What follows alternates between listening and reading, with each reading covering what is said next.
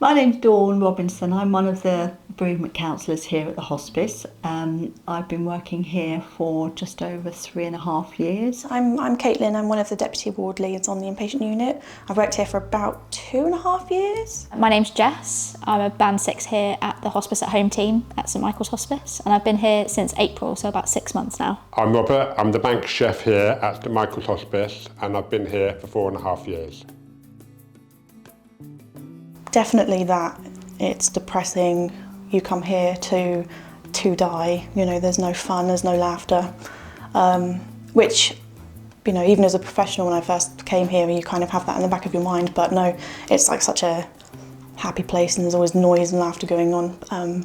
It's definitely the biggest misconception that even the patients have before they get here. I think the common misconception is that people think hospices are just for where people are, come to die, but we do a lot more than just that. We do a lot of symptom control, keeping people comfortable.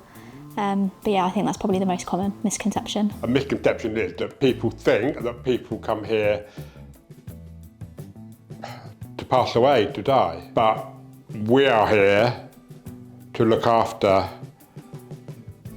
their needs and make them as comfortable as possible. I think one of the points I would like to make is that a lot of people have a misconception of what a hospice is and what happens when you arrive here.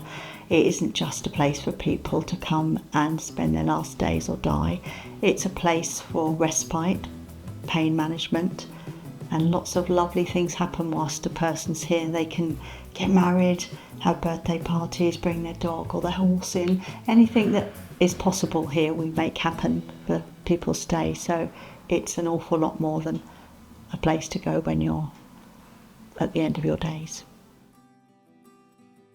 I do like to sometimes help the staff and go and visit the patients to see if they're happy with the food or if I can do anything they would like, even as far as the visitors or the husband, wife, mothers, fathers, to help of the patient, to help what they would like and know more about what their requirements are.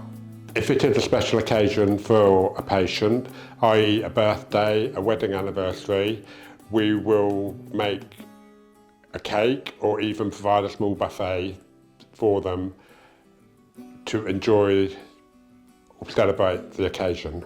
One of the joyful things that we can do for a patient, inpatient or someone that's visiting is we can help them through some of the more difficult tasks they want to do.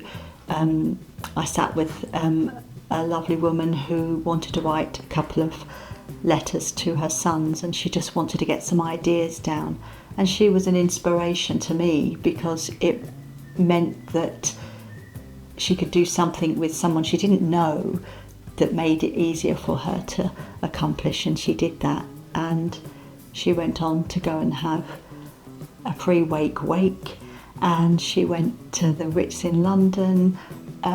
She got better. She just made such an effort to make the best of the time she had left, and that's what we help people to do here. I think a lot of people don't understand that that's what we can do, and keeping people at home. Definitely they think it's, the hospice or the hospital is the only option. And I think they never really understand truly what we can do and help to keep people at home.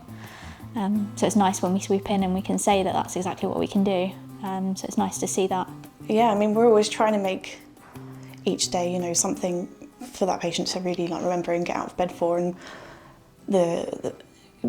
especially when patients come over from the hospital, they're kind of used to lying in bed. They don't really have much interaction. They're quite withdrawn. They're really uncertain of what the future's going to look like now. And trying to just encourage them to get out of bed. Let's go and have a walk. We'll take you out now. Let's go and see the fish. And we've done it with this one gentleman who was really withdrawn, didn't want to do anything. And we said, look, we're getting up, off we go. We're going to go outside, take you for a little wander. And he was going, no, just leave me here. I don't want to.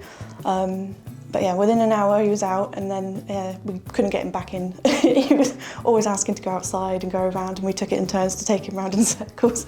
Yeah, things like that. We just want to, yeah, I mean, we do that every day really, but Well, there was one that when I first got here, and I thought I didn't add that to my CV of being a wedding planner, but my patient, I said good morning to him in the morning and he just said to me, I've got to marry my girlfriend today.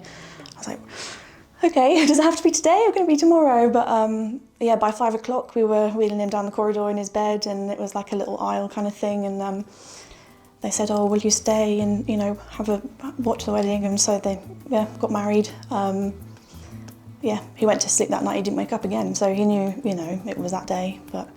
And we've had a Viking wedding in the outside, and on a weekend it was lovely and sunny, and they had this like big arch of swords all up, and we're wheeling him down through the swords. It was really cool, because everyone was dressed up with like all sorts of outfits, and yeah, I was really jealous of all the swords and all the outfits, but you know, it was really cool. And he looked, you know, one of our staff got in someone to do his hair, and like they got, because it was two gentlemen and they both had really bushy beards, really kind of like, you know, just, he came in and just gave them a complete trim and got their hair looking lovely. And then we, obviously the man that was our patient, we got him dressed up in his like green velvety suit and his little feather, and it was really nice.